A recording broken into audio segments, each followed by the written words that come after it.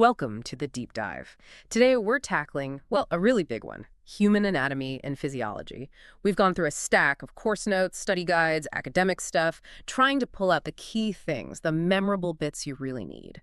And it's not just about, memorizing parts. Our mission here is to get into the mechanisms, the how and why things work, plus maybe some strategies for actually learning all this material. It can feel overwhelming. Oh, absolutely. It's vast. You're going from tiny chemical reactions inside a cell right up to, well, the whole person. And the sources are clear right away. Anatomy is structure, the what and where. Physiology, that's the function. How do these structures actually do their jobs together? And before you get into specifics, you have to understand the body's main goal, keeping things stable inside. Right, stability. Okay, let's start there. With the basic organization, it's that classic hierarchy, isn't it? Like Russian dolls. Exactly. It starts small with chemistry, atoms, hydrogen, carbon, oxygen, nitrogen, more players. They form molecules, water, CO2. Simple stuff. Yeah, and those build up into the big ones, the macromolecules. Yeah. Proteins, lipids, carbohydrates, nucleic acids, those are your building blocks. Okay, so from macromolecules, we go up to organelles, like mitochondria. Precisely. Organelles are the tiny machines inside cells. Mitochondria for energy, the nucleus holding the DNA. These organelles are inside the cells themselves. Think neurons or maybe bone cells, osteocytes. And groups of similar cells working together, that makes a tissue. Correct. Tissues then form organs, heart, brain, liver. And organs work together in systems, cardiovascular system, nervous system. Right. And all those systems working together, that's the organism. You, me. It's quite a ladder of complexity. Yeah. And connecting it all, metabolism, that word comes up constantly. It does. Metabolism is basically the grand total of all of the chemical reactions happening in your body, every single one. And you can kind of split it into two main types of jobs. Okay, like, Anabolism and catabolism. Anabolism is building things up, synthesis. like building muscle if you're working out. That's why they call them anabolic steroids, right? Building up. Exactly. Anabolism is construction, building complex things from simpler parts. Catabolism is the opposite, breaking things down, degradation. Like breaking down stored fat for energy or old proteins. Precisely. Breaking down complex stuff into simpler bits, often releasing energy, and sometimes heat, which is important for temperature regulation. Okay, so metabolism is all the reactions. Now, that super important concept you mentioned, homeostasis. Yes, if there's one word to remember in physiology, it's probably homeostasis. It's the body's absolute determination to keep its internal environment stable and consistent no matter what's changing outside. Like body temperature, you mentioned that. Body temperature is the classic example. Whether it's freezing cold or boiling hot outside, your body fights incredibly hard to keep your core temp right around 37, maybe 38 degrees Celsius. So how does it do that? How does it maintain the balance? Mostly through feedback loops. And the main type, by far, is negative feedback. Negative feedback, meaning it, like, cancels out the change. Essentially, yes. It reverses whatever change is happening to bring the system back to its normal set point. If your blood sugar gets too high, negative feedback triggers insulin release to lower it. Too low. Other hormones raise it. So if I start getting too cold, my body doesn't just keep getting colder and colder. No. Negative feedback kicks in. You'll shiver to generate heat. Blood vessels in your skin will constrict to save heat. It pushes back against the cold. Okay, that makes sense. What about the other kind, positive feedback? Positive feedback is much rarer in physiology. It actually amplifies the initial change, pushing the variable further away from the starting point. Doesn't sound very stable. Usually it isn't, which is why it's rare. But there are crucial examples. Labor contractions are when the contractions get stronger and stronger until a baby is born. Blood clotting is another. The process ramps up until the bleeding stops. Ah, okay. So it drives a process to completion. Exactly. But day-to-day stability relies heavily on negative feedback. Right. Okay, so homeostasis is the goal. Let's zoom back in to the level where the work actually happens. The cells. Part 2. Building blocks. Okay, the cell. Most cells in your body have three main parts: a nucleus, cytoplasm, and the cell membrane surrounding it all. That membrane seems pretty important. Critical. It's mostly a double layer of phospholipids, fats, basically. And crucially, fats and water don't mix. Because phospholipids are lipids, water insoluble. Right, which means water itself and other water-soluble things can't just easily pass through the main part of the membrane. It's a barrier. So it controls what gets in and out, but things do need to get in and out. How? Well, some small fat-soluble things can just slip right through the lipid layer. Simple diffusion, other things need help. Some diffuse through specific protein channels or pores, like little tunnels. Still diffusion just facilitated? Kind of, yeah. Hmm. But then there's active transport. This is the heavy lifting. That's when the cell has to push something against its natural flow, from low concentration to high. Exactly, like pushing water uphill. It takes energy. ATT energy. Yep. Active transport uses special carrier proteins, often called pumps, and they burn ATP to move molecules where they wouldn't normally go. Got it. Okay. Inside the cell, the organelles, the little organs, mitochondria are the famous ones. The powerhouses, that's where most of the ATP is generated through aerobic metabolism using oxygen. They also produce heat as a byproduct. And here's a fascinating side note from the genetics. All your mitochondria came from your mother's egg cell, none from the sperm. Wow, really? So they're all inherited maternally. That's cool. Isn't it? Then you've got ribosomes. They're the protein factories, reading instructions from messenger RNA. And lysosomes. Sound like cleaning crews. Pretty much. They're little sacs full of digestive enzymes. They break down waste, debris, worn-out organelles, even invading bacteria. Very important for cellular health. Okay, cells group together into tissues. 4 main types to remember. 4 main types, yeah.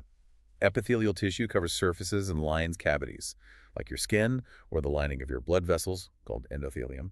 Then connective tissue. This is the most diverse group. Supports everything, right? Bone, cartilage. Bone, cartilage, fat tissue, adipose tissue, even blood is considered a connective tissue. It connects different parts of the body. And cartilage. There was something important about healing. Ah, yes. Cartilage doesn't have its own blood supply. It's avascular. Nutrients have to diffuse in slowly. That's why cartilage injuries, like in your knee, heal so slowly, if at all. Good to know. And you mentioned a key protein in connective tissue, collagen. Collagen, hugely important. It's the most abundant protein in the entire body, maybe 25% of all protein. It forms strong fibers, provides resistance, structure. It's kind of the body's glue. Okay, the other 2 tissue types are muscle and nervous tissue, but we're covering those next. Right. Let's dive into how those work together in part 3, integrated systems, nerve impulses, and muscle contraction. This is where it gets really dynamic. The nerve impulse, the action potential, that electrical signal, where does it start? It starts with the resting state, the resting potential. The inside of a resting neuron is electrically negative compared to the outside, usually around -70 millivolts. And that's maintained by The sodium-potassium pump. This little protein pump is constantly working, using ATP to pump 3 positive sodium ions out for every 2 positive potassium ions it pumps in. So it's always creating that imbalance, keeping the inside negative. Exactly. It sets the stage. Then a stimulus arrives. Mm. If it's strong enough to push the membrane potential up to a threshold, The trigger point, around -55 milliV. usually around -55 millivolts, yeah, that's the threshold. Hit that, and everything changes instantly. Special voltage-sensitive sodium channels slam open. And sodium ions rush in, following their concentration gradient. Rush in, exactly. Sodium floods into the cell, and because it's positively charged, the inside of the cell rapidly becomes positive. It shoots up to maybe +30 milliV. Yeah. That spike is the action potential, depolarization. Okay, spike. Then what? It can't stay positive forever? Nope. Repolarization happens next. Those sodium channels close, and other channels, voltage-sensitive potassium channels, open up. They open a bit slower. And potassium's concentration is higher inside. So potassium rushes out of the cell, taking its positive charge with it.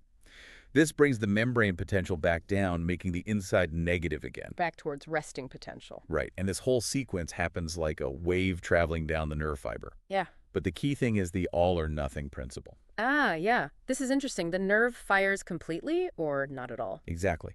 As long as the stimulus hits that -55 milliV threshold, you get a full-sized action potential, that +30 milliV spike. A slightly stronger stimulus doesn't give you a bigger action potential. It's always the same size. So how does the brain tell the difference between a light touch and a strong push if the signal size is always the same? Frequency. A stronger stimulus makes the neuron fire action potentials more often, more frequently per second. The brain interprets the frequency of signals, not the size of each individual signal. So intensity is coded by frequency. Got it. Okay, that electrical signal reaches a muscle. Now what? Now we translate electricity into force. Muscle mechanics. Quick recap. 3 types. Skeletal muscle is what moves your bones. Striated, voluntary. Cardiac muscle in the heart, striated, involuntary. And smooth muscle, non-striated, involuntary, found in organs, blood vessels. Right. But for any of them to contract, you need some key ingredients. 4 main players listed in the sources. You need the contractile proteins, actin, the thin filaments, and myosin, the thick filaments. You need ATP for energy. And you absolutely need calcium ions, Cat++ Val. Calcium is the trigger. Calcium's the trigger. It's normally stored away inside the muscle cell in a structure called the sarcoplasmic reticulum. When the nerve signal arrives, it causes calcium to be released from storage. And that calcium allows the actin and myosin to interact and slide past each other, causing the contraction. That's the basic idea, yes. Calcium uncovers binding sites on actin, allowing the myosin heads to grab on and pull. Okay, which brings us to that. Slightly morbid, but fascinating detail. Rigor mortis. What's the chemistry behind that stiffness after death? Right, rigor mortis sets in maybe 3 or 4 hours after death. What happens is cellular structures, including the sarcoplasmic reticulum, start to break down. This breakdown causes a massive leakage of stored calcium ions into the main part of the muscle cell. So a flood of calcium triggers contraction, just like a nerve signal would. Exactly, the muscles contract. But here's the critical part. While ATP is needed for the myosin heads to pull on actin, the contraction, ATP is also needed for the myosin heads to detach from actin, to allow relaxation. So after death, there's no more ATP being made because metabolism has stopped. Correct. So the calcium floods out, the myosin heads bind to actin, the muscles contract. But there's no ATP left to allow the myosin heads to let go. They get stuck in the contracted state. Locked. Locked solid. Until, after a couple of days, the muscle proteins themselves start to degrade and break down. Wow. So it's the lack of ATP for detachment that causes the stiffness. That's the key. That's the mechanism. It's a really clear illustration of ATP's role in muscle function, both contraction and relaxation. Definitely memorable. Okay, one more muscle thing, the fiber types. The chicken analogy is great here. Ah, yes, red versus white fibers. Think about chicken meat, the dark meat, like the legs and thighs. That's the red fibers. Those are the red fibers. They're packed with myoglobin, which stores oxygen, hence the red color. They use oxygen. They're aerobic, oxidative. They're built for endurance, sustained activity. They resist fatigue, like a chicken walking around all day, or a marathon runner. Okay, endurance fibers. And the white meat, like the breast. That's the white fibers. Less myoglobin, so they're paler. They rely more on anaerobic metabolism glycolysis, no oxygen needed for the immediate energy burst. They contract very quickly and powerfully, but they fatigue super fast. Think of a chicken's burst of flight to escape danger. Short, intense power. Or sprinter. Dark meat for marathons, white meat for sprints. That actually makes it really clear. It's a useful analogy, isn't it? Helps it stick. Definitely. Okay, so we've covered structure, function, some key mechanisms, but how do you actually learn all this? It's a huge amount of information. Let's talk strategy, the meta lesson. Yes, tackling the volume is a challenge. We found some good advice, sort of commandments for learning physiology from an academic source. 4 main points. Okay, commandment 1. Understand before you memorize. Don't just try to cram facts without knowing the underlying mechanism or reason. It won't stick. Makes sense. 2nd. Use rote learning parkour, learning by heart, as an ally. It sounds contradictory, but some memorization is necessary to anchor the understanding. Key terms, pathways. You do need to know them. Okay, understand first, then memorize key parts. 3rd. Make flashcards, or Fish's Bristol, as the source called them. Active recall tools. Writing things down, testing yourself. And 4. Practice self-assessment, constantly. Quiz yourself, do practice questions, explain concepts out loud. You have to actively check if you actually know it. Those seem like solid, classic study tips. And relevant today, especially with online learning, right? MOOC's massive open online courses are huge for subjects like this. They really are. Places like Duke University offer extensive physiology MOCs, and they have definite advantages. Like flexibility, learn at your own pace. Exactly. Flexibility, accessibility from anywhere, usually low cost or even free. You can get access to world-class experts. But there are downsides too, aren't there? Oh yeah. The big one mentioned in the sources is high dropout rates. It takes a lot of self-discipline and motivation to stick with a MOOC when there's no fixed schedule or direct accountability. And you miss the face-to-face interaction with teachers and other students? You do. That can be a big loss for some learning styles. Plus, sometimes the certificates you get might not have the same weight or recognition as a traditional course credit. Although some are trying new things to make it more engaging. That virtual reality thing mentioned in the Duke course sounds amazing. Yeah, that VR experience where you can like shrink down and travel inside blood vessels or then zoom out and measure blood pressure. That sounds like an incredible way to connect the structure, the anatomy you're traveling through with the function, the physiology happening around you. It really bridges that gap, doesn't it? Yeah. Using tech to make the learning more immersive and intuitive. Definitely. So wrapping up, we've gone from atoms all the way up to systems. We hit some pretty surprising things like the chemistry of rigor mortis needing ATP to relax. And the all-or-nothing nerve impulse, where the brain reads frequency, not size. The chicken meat analogy for muscle fibers. Lots of key takeaways. But let's circle back to the very beginning, that idea of organization and specialization. Right. We said every cell, pretty much, has the full set of DNA, all 46 chromosomes. All right. But during development, cells differentiate. A liver cell becomes a liver cell. A neuron becomes a neuron. They specialize. They effectively switch off or lose the ability to read the genes needed for other cell types. So they become experts in one thing, but lose the potential to be anything else. In a way, yes. They focus their resources on their specific job. Which leads to a final thought, maybe for you listening. If that cellular specialization, that narrowing a focus, is essential for the body to function, does focusing too narrowly in our own learning or maybe in our careers carry a similar risk? Could we, by specializing too much, lose the capacity or even the joy of exploring different kinds of knowledge? Lose the ability for that deep dive into something new? It's just something to ponder, isn't it, as you continue your own journey of learning and exploration?